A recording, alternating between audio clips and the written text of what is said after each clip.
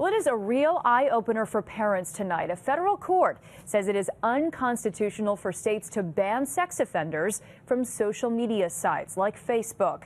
Today's decision could impact laws across the country. Tonight, Brandon Lewis looks at how New York laws protect children and the simple steps that you can take to keep your kids safe online. In 2008, then Governor Patterson signed into law a 21st century update to the sex offender registry.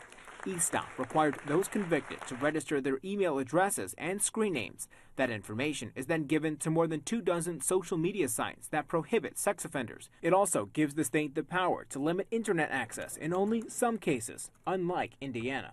It was a very, very broad ban. I mean, basically, if you were a sex offender, you couldn't register and you couldn't be on Facebook. Challengers to the law pointed out that ban could prevent sex offenders from communicating with the Pope on Twitter or posting a resume on LinkedIn, which is why it was ultimately overturned.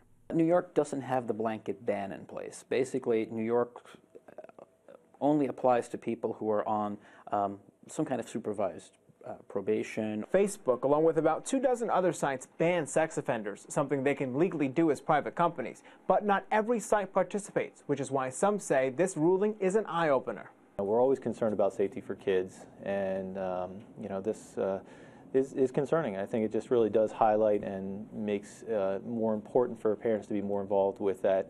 The kids' online presence. Experts say simple steps like keeping computers and gaming consoles in public areas of the home can make a difference in keeping children safe, regardless of the law. Really taking advantage of the parental controls that are out there with a lot of the sites, the gaming consoles, those different access points to the internet. Brandon Lewis, CBS 6 News, Clifton Park.